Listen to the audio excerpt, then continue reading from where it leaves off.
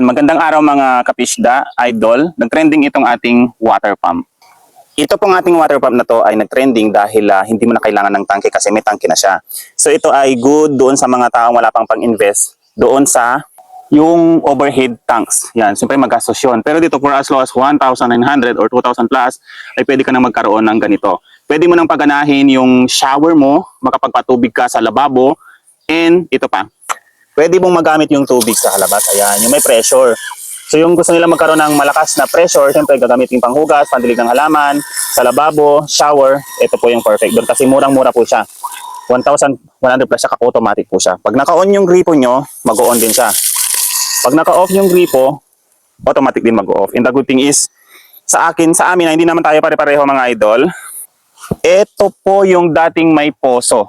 Tinanggal ko na yung poso dyan, and tinalian ko na lang ng goma, disclaimer na lang dyan. Bahala na kayo saan gusto yung design, pero ito kasi gusto ko. So puro ako tali-tali na lang kasi hindi naman yung permanente nandyan lang. Minsan pinapalitan ko for demo purposes. Yan, pakita natin na malapitan. Ito yon. So dati dito ko siya kinonect doon sa sabay kasi may gripo, may kwan. And hindi naman lahat ay porket may ganito ka ay pwede nang makagamit ng ganito. Sa amin kasi mababaw lang yung tubig, mga 5 meters lang abot na niya yung tubig. So kung yung tubig sa inyo is more than 9 meters, hindi na niya kaya. Kasi ang kaya lang higupin ng machine na to ay hanggang 9 meters.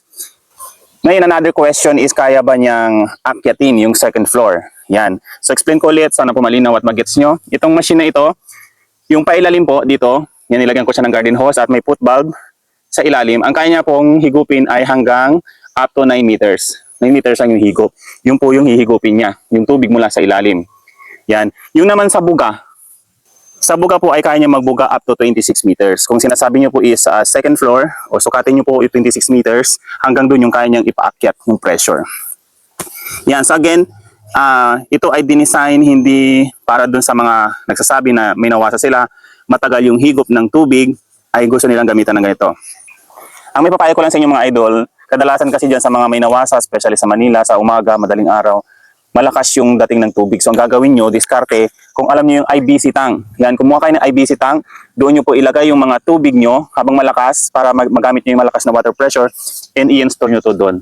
So gamit ito, ilagay nyo itong kanyang panghigop doon sa inyong IBC tank, pwede na magkaroon ng malakas na pressure yung mga tubig nyo sa lababo, sa CR, and then sa shower nyo. So may setup para doon. Kung gusto nyo ng ganung tutorial, pwede kayong bumili ng IBC tank nyo, and pwede nyo po akong tawagan for the free tutorial mga idol. So if you like this, tignan nyo lang po dyan dito, yung ating store. Pwede nyo po makita dyan kung saan po siya maaaring bilhin yung kagaya ng nabili natin. Or click yung description below na may link po dyan na aking inilagay. Dyan ay pwede nyo pong i-click yan para po may redirect po kayo sa Shopee kung saan nyo po mabibili yung ganitong device, water pump. Yan, may pressure na po siya, mayroon siyang pressure control, mayroon na siyang maliit na pressure tank, and naka-automatic po siya. So pagka mag-on po kayo ng tubig, saka naman aandar yung machine. Ngayon pag in-off nyo naman ito, kusa din mag-off yung machine. Yun po yung ating mahiwagang water pump. Yun guys, sana nasagot ko po yung inyong mga tanong. Thanks for 1 million views sa loob ng 2 araw. Maraming salamat mga idol. Dahil dyan, pwede pa tayong gumawa ng mas marami pang video tungkol dito sa ganitong klaseng water pump. Thanks for watching!